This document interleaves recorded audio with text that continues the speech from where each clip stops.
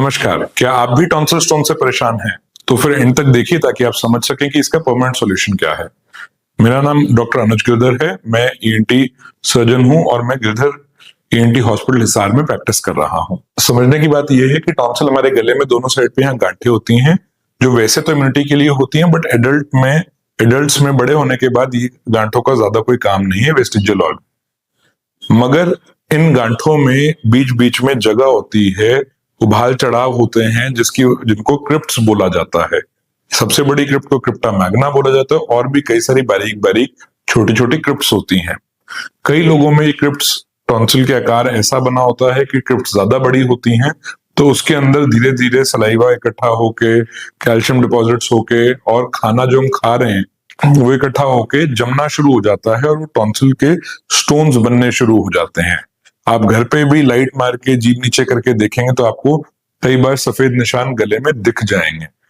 अब ये जब स्टोन्स पड़े रहते हैं तो ये परेशान करते हैं, गले में भारीपन देते हैं, दर्द कर सकते हैं और खराब बदबू दे सकते हैं। ऐसे गले में कुछ अटकन, रुकावट सी महसूस कर सकते हैं। अगर आप डॉक्टर को दिखाने जाएंगे तो पहले तो यही बताएंगे गरारे कीजिए, ठंडा खट्टा एक बार छोड़ दो, तला में छोड़ दो, बाहर की चीजें खाना छोड़ दो।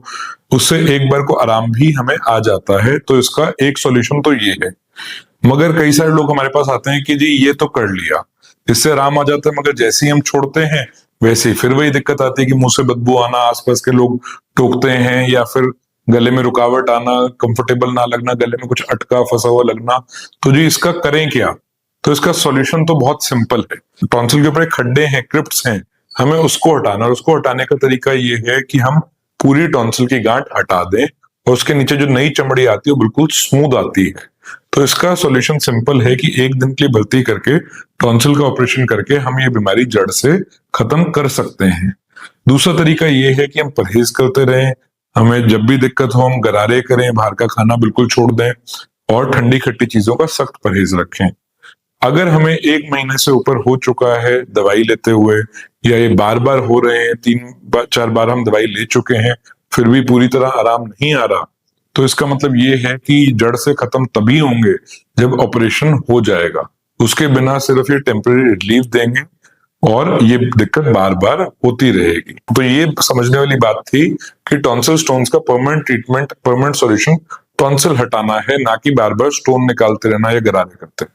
तो समझने की बात ये, टॉन्सिल का ऑपरेशन एक बहुत नोन टेक्निक है, कोई नया इलाज नहीं, कई सालों से हो रहा है। बहुत सारी आधुनिक चीजें भी आ चुकी हैं, जैसे कि बाइपोलर कॉटरी, कॉबलेटर, जो सारी चीजें हमारे पास यहाँ अवेलेबल हैं और ये सर्जरी हम रेगुलरली अपने सेंटर पे कर पा रहे हैं। तो अगर आपको भी टॉन्सिल के अंदर कोई दिक्कत है तो एक बार आके जरूर मिलें और दिखाएं, ताकि अगर हमारी बीमारी पूरी तरह ठीक हो सकती है तो हम उसे ठीक करें, ना कि हम अपना बार बार एंटीबायोटिक खा के साल में 4-5 कोर्स एंटीबायोटिक करके शरीर को खराब करें। लोगों को लगता है कि गोली खाना ज्यादा बेटर है, मगर अगर हमें बार बार एंटीबायोटिक खानी पड़ रही, बार बार तेज दवाइयां, गर्म दवाइयां खानी पड़ रही हैं, तो लॉन्ग रन में हमारी बॉडी ज्यादा खराब हो। उससे तो बेटर है कि हम 1 घंटे की सर्जरी कराएं और बीमारी को जड़ से खत्म करें। अगर आपको ये वीडियो समझ आई या कोई डाउट्स हैं तो नीचे कमेंट कर सकते हैं, और वीडियो पसंद आई तो लाइक, शेयर, सब्सक्राइब करें।